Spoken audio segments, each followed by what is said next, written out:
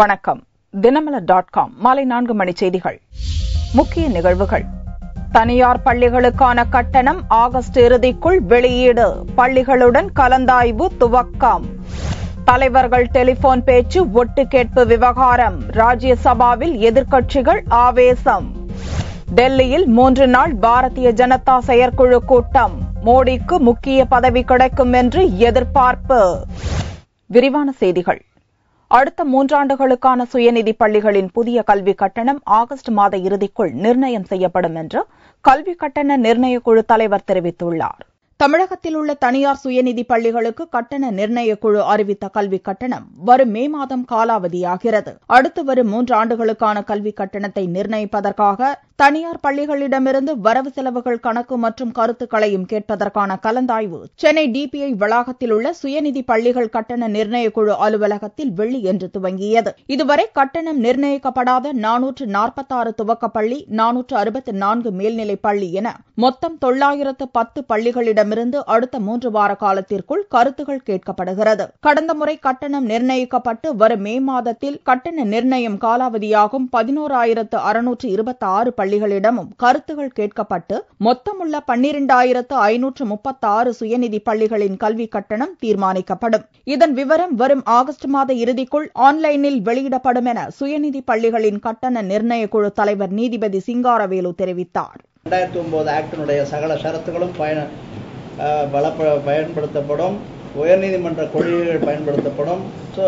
எல்லா கொள்கைகளையும் பயன்படுத்தி, சுமூக கொள்கைகள் பயன்படுத்தி, நியாய அடிப்படையில் கல்வி கட்டணம் இதுவரை அமுலில் இல்லாத பள்ளிகளுக்கு, அமுலில்னா முடிய போகிறது 2013 மேயோட முடிய போகிற பள்ளிகளுக்கு புதிதாக கல்வி கட்டணம் 12,536 ஆகஸ்டுக்குள், அதாவது இன்னும் சொல்ல போனால் ஃபர்ஸ்ட் டேர்ம் முடியறது உள்ள, அடுத்த கல்வியாண்டில் ஃபர்ஸ்ட் டேர்ம் முடியறது உள்ள பள்ளி கட்டணம் ஆன்லைனில் தெரியப்படுத்தப்படும். இதுவரை கல்விக் கட்டணத்தை மட்டும் தெரிவித்த நிலையில் இம்முறை கல்விக் கட்டணம் குறித்த தீர்ப்பும் வெளியிடப்படும் என்று தெரிவித்த சிங்காரவேலு, நாள் ஒன்றுக்கு 100 பள்ளிகளின் கருத்துக்களும் வரவு செலவு கணக்குகளும் சரிபார்க்கப்படும் என்றும் கூறினார். அருண் ஜேட்லியின் போன் ஒட்டு கேட்பு பிரச்சினை ராஜ்யசபாவில் விஸ்வரூபம் எடுத்தது. அரசின் ஒத்துழைப்பின்றி இது நடந்திருக்க முடியாது என்று பாரதிய ஜனதா குற்றம் சாட்டியது.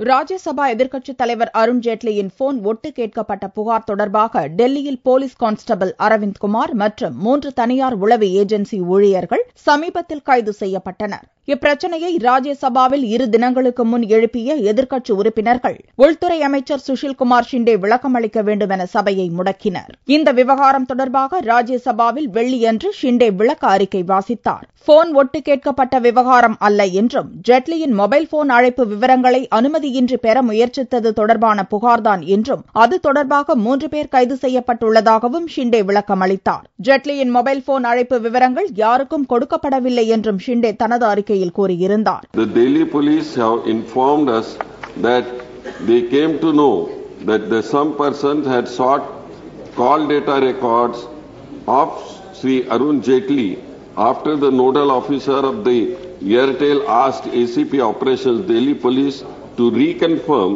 the request made through email.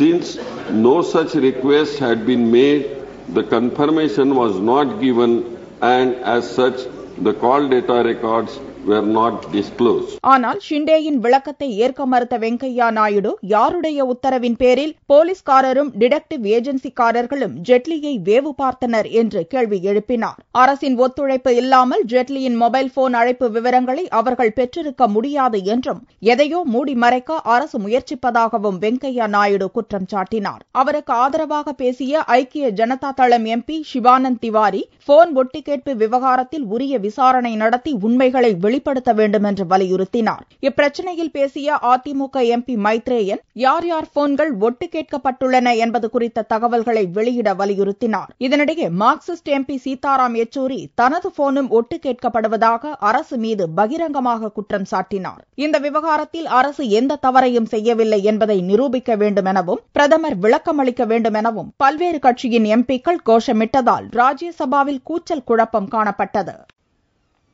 Gujarat Congress எம்பியின் திடீர் மறைவுக்கும் கொல்கத்தா தீ விபத்தில் பலியானவர்களுக்கும் பார்லிமென்டில் அஞ்சலி செலுத்தப்பட்டது. பிறகு லோக்சபா நாள் முழுக்க ஒத்தி வைக்கப்பட்டது. குஜராத் மாநிலம் பனஸ்காந்தா தொகுதி காங்கிரஸ் எம்பி முகேஷ் காத்வே அகமதாபாத் மருத்துவமனையில் வெள்ளியன்று உடல்நலக்குறைவால் இறந்தார். லோக்சபா கூடியதும் காத்வி மறைவுக்கு இரங்கல் தெரிவிக்கும் வகையில் சபாநாயகர் மீராகுமார் ஒரு இரங்கல் குறிப்பு வாசித்தார். கல்வி மற்றும் பெண் குழந்தைகளின் உரிமைக்காக காத்வி பாடுபட்டதாக புகழாரம் சூட்டினார். மேலும் கொல்கத்தா கட்டட தீ விபத்தில் 20 பேர் பலியானதற்கு இரங்கல் தெரிவித்தும் அறிக்கை வாசித்தார். அதையடுத்து உறுப்பினர்கள் அனைவரும் மௌன அஞ்சலி செலுத்தியதும் லோக்சபா நாள் முழுக்க ஒத்திவைக்கப்பட்டது. குஜராத் சட்டசபையில் 3 முறை எம்எல்ஏவாக பதவி வகித்துள்ள காத்வி 2 முறை எம்பியாக இருந்துள்ளார். ராஜீவ் ஆட்சியில் மத்திய நிதி இணை அமைச்சராகவும் பதவி வகித்துள்ளார். காத்வியின் மறைவு மற்றும் கொல்கத்தா தீ விபத்தில் இறந்தவர்களுக்காக ராஜ்யசபாவிலும் 2 நிமிடம் மௌன அஞ்சலி செலுத்தப்பட்டது. அதன் பிறகு வழக்கம்போல் ராஜ்யசபா நடவடிக்கைகள் தொடர்ந்து நடந்தன. வரும் லோக்சபா தேர்தல் தொடர்பாக பாரதிய ஜனதாவின் 3 நாள் தேசிய செயற்குழு கூட்டம் டெல்லியில் நடக்கிறது. குஜராத் முதல்வர் மோடிக்கு முக்கிய பொறுப்பு அளிக்கப்படும் என்று எதிர்பார்க்கப்படுகிறது.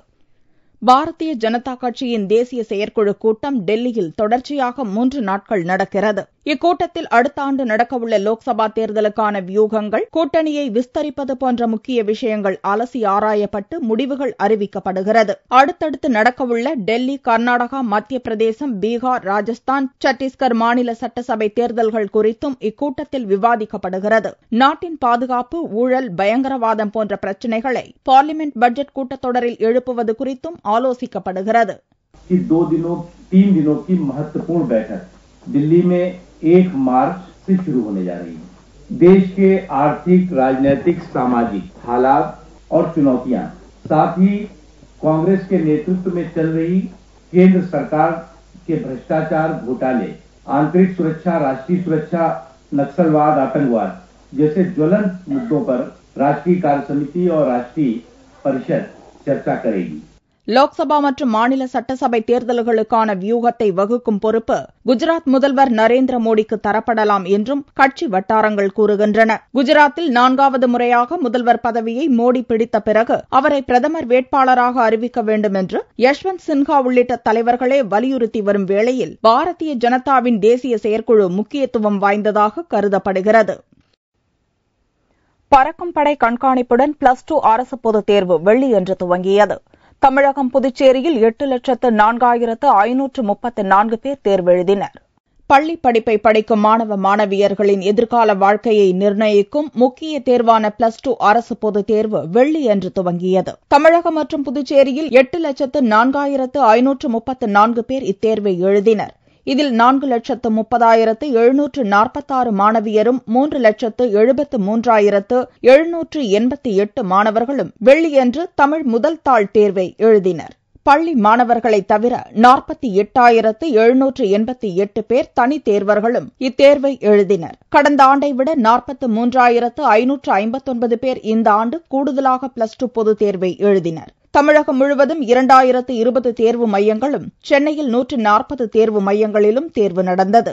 ஒவ்வொரு மாவட்டத்திலும் மாவட்ட கலெக்டர் தலைமையில் மாவட்ட கல்வி அலுவலர், காவல்துறை கண்காணிப்பாளர் உள்ளிட்டோர் அடங்கிய மாவட்ட தேர்வுக்குழு அமைக்கப்பட்டுள்ளது. தேர்வுகளில் காப்பி அடிப்பதை கண்காணிக்க தமிழகம் முழுவதும் 4000 பேர் கொண்ட பறக்கும் படை அமைக்கப்பட்டுள்ளது. முதல் நாள் தேர்வு என்பதால் சென்னை எழும்பூரில் உள்ள மாநில மகளிர் மேல்நிலைப் பள்ளியில் தேர்வு எழுதும் மாணவ மாணவியர்களுக்கு தகுந்த அறிவுரைகள் வழங்கப்பட்டு பிரார்த்தனை முடித்து தேர்வறைக்கு செல்ல அனுமதிக்கப்பட்டனர். முன்னதாக மாணவ மாணவியர்கள் தேர்வு தொடங்கும் கடைசி நேரத்திலும் தங்களது சந்தேகங்களை தீர்த்துக் கொள்ளும் வகையில் சக மாணவ மாணவியர்களுடனும் கலந்துரையாடினர். எல்லா டீச்சர்ஸும் அவங்களால முடியும் அப்படி சொல்லிட்டு நிறைய கான்ஃபிடன்ஸ், அப்புறம் நிறைய கிளாஸஸ் வச்சு, ஸ்பெஷல் கிளாஸஸ் வச்சு நிறைய அட்டென்ட் பண்ணிருக்கோம். பயமே இல்ல சுத்தமா. எல்லா ஸ்டூடெண்ட்ஸ்க்கும் நான் ஆல் தி பெஸ்ட் சொல்லிக்கிறேன். மதுரை மாவட்டத்தில் இந்த ஆண்டு 34,506 மாணவர்கள் +2 பொதுத் தேர்வு எழுதினர். மதுரை OCPM பெண்கள் மேல்நிலைப் பள்ளியில் தமிழ் முதல் தாள் தேர்வு துவங்கும் முன் மாணவ மாணவிகளுக்கு பள்ளி தலைமை ஆசிரியர் அறிவுரை வழங்கி வாழ்த்து தெரிவித்தார். மதுரை மாவட்டத்தை பொறுத்தவரை 80 தேர்வு மையங்களில் 259 பள்ளிகளை சார்ந்த மாணவ மாணவியர்கள் சுமார் 34,506 பேர் தேர்வு எழுதுகின்றனர். +2 தேர்வில் நல்ல மதிப்பெண்கள் பெறுவோம் என்று மதுரை மாவட்ட மாணவர்கள் நம்பிக்கை தெரிவித்தனர். தேர்வு மையங்களில் குடிநீர், மின்சார வசதி உட்பட அடிப்படை வசதிகள் செய்யப்பட்டுள்ளன. வினாத்தாள் மையங்களில் போலீஸ் பாதுகாப்பும் போடப்பட்டுள்ளது. தேர்வெழுத தேர்வு அறைக்கு செல்வதற்கு முன்பு அனைத்து மாணவ மாணவியர்களையும் சோதனை செய்த பின்னரே தேர்வெழுத அனுமதிக்கப்பட்டனர். தேர்வறைக்குள் அனுமதிக்கப்படாத பேப்பர், மொபைல் போன் உள்ளிட்டவை வைத்திருக்கக்கூடாது என்றும், வினாத்தாள், விடைத்தாள் பரிமாற்றம் செய்தல், ஆள் மாறாட்டம் போன்ற ஒழுங்கின செயல்களில் ஈடுபட்டால் ஓராண்டு முதல் 5 ஆண்டுகள் வரை அல்லது நிரந்தரமாக தேர்வெழுத தடை விதிக்கப்படும் என்று அரசு தேர்வுகள் இயக்கம் கூறியுள்ளது. தேர்வு நடைபெறும் காலை நேரங்களில் தடையற்ற மின்சாரம் வழங்க ஏற்பாடு செய்யப்பட்டாலும் முன்னெச்சரிக்கை நடவடிக்கையாக ஜெனரேட்டர் வசதியும் ஏற்படுத்தப்பட்டுள்ளது. பிளஸ் 2 தேர்வுகள் மார்ச் 27ஆம் தேதி வரை நடக்கவுள்ளது. பூரண மதுவிலக்கை அமல்படுத்த வலியுறுத்தி 31 நாட்களாக உண்ணாவிரதம் இருந்து வரும் காந்தியவாதி சசிபெருமாளின் உடல்நிலை மோசமடைந்துள்ளது.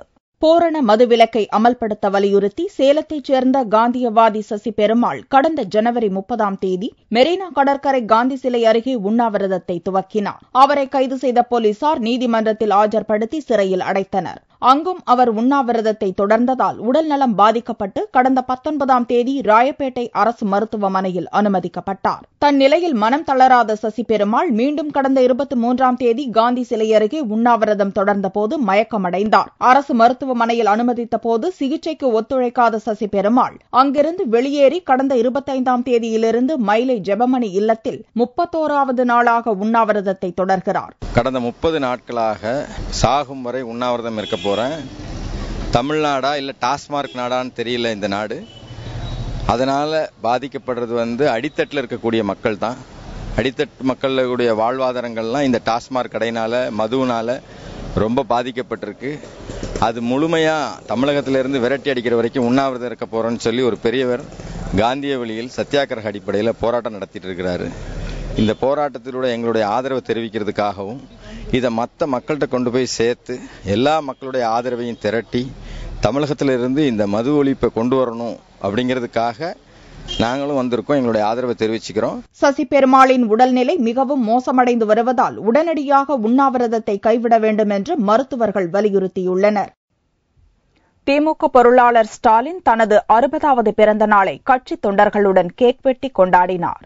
திமுக பொருளாளர் ஸ்டாலினின் 60வது பிறந்த நாள் விழாவை அக்கட்சியினர் வெள்ளியன்று கொண்டாடினர். சென்னை ராயப்பேட்டையில் நடந்த விழாவில் ஸ்டாலினுக்கு தொண்டர்கள் நீண்ட வரிசையில் நின்று மாலை மற்றும் பரிசு பொருட்கள் வழங்கி வாழ்த்து கூறினர். கட்சிக்கு அவர்கள் வழங்கிய நிதியை ஸ்டாலின் பெற்றுக் கொண்டார். இவ்விழாவை ஒட்டி கரகாட்டம், ஒயிலாட்டம் என தொண்டர்கள் ஏற்பாடு செய்திருந்த பல்வேறு கலை நிகழ்ச்சிகளை ஸ்டாலின் கண்டு ரசித்தார்.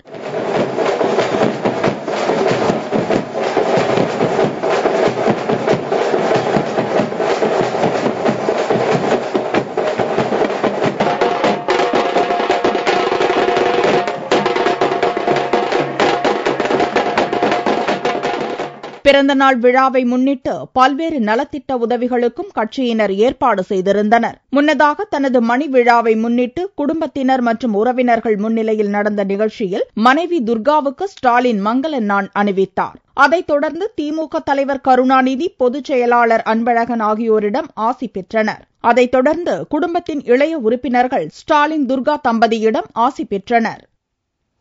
உரிய ஆவணங்கள் இல்லாமல் கொண்டுவரப்பட்ட தங்கத்தினாலான 15 சுவாமி சிலைகளை திருச்சி ரயில் நிலையத்தில் பறிமுதல் செய்த அதிகாரிகள் 52,000 ரூபாய் அபராதம் விதித்தனர். ஹைதராபாத் குண்டுவெடிப்பு சம்பவத்தை தொடர்ந்து தமிழகம் முழுவதும் ரயில், பேருந்து நிலையம் என பொதுமக்கள் கூடும் இடங்களில் பாதுகாப்பு பலப்படுத்தப்பட்டுள்ளது. திருச்சி ரயில் நிலையத்தில் உடைமைகளை முழுமையாக சோதனை செய்த பிறகே பயணிகள் அனுமதிக்கப்படுகின்றனர். இதற்காக அனைத்து நுழைவாயில்களிலும் அதிநவீன ஸ்கேனர் கருவிகள் அமைக்கப்பட்டுள்ளன. இந்நிலையில் திருச்சியிலிருந்து கோவைக்கு செல்லும் சந்தீப்குமார் மற்றும் ஜம்புகுமார் ஆகியோரது உடைமைகளை சோதனையிட்ட போது 1/2 கிலோ எடை கொண்ட சிறிய அளவில் தங்கத்திலான பெருமாள், லட்சுமி, விநாயகர் உட்பட 15 சுவாமி சிலைகள் இருந்தது கண்டுபிடிக்கப்பட்டது. உரிய ஆவணங்கள் இன்றி அவற்றை கொண்டு வந்தது விசாரணையில் தெரியவந்தது. சிலைகளை பறிமுதல் செய்த போலீசார் அவற்றை வணிக வரித்துறை அதிகாரிகளிடம் ஒப்படைத்தனர். கோயம்புத்தூரை சேர்ந்த ஜம்பு ஜெயின் என்பவர் ஏதோ ஒரு மெட்டல் ஐட்டத்தை ஒரு பையில் கொண்டு போனார். அதை சோதனை செய்து பார்க்கும்போது அது தங்க ஆபரணங்கள் என்று தெரிய வந்தது. அதை வைத்து எந்தவித ஆதாரம் இல்லாமல் கொண்டு செல்கிறார் என்ற காரணத்தினால் அவற்றை வணிக வரித்துறை தமிழ்நாடு அவர்களிடம் ஒப்படைத்து அதன் மதிப்பு சுமார் 17.5 லட்சம் ரூபாய். 52,000 ரூபாய் அபராதம் செலுத்தப்பட்டதை அடுத்து இந்த சிலைகள் ஒப்படைக்கப்பட்டன. தங்கத்தின் விலை வெள்ளிக்கிழமை அன்று சவரனுக்கு 120 ரூபாய் குறைந்திருந்தது. ஒரு சவரன் தங்கம் 22,128 ரூபாய்க்கு விற்பனையானது.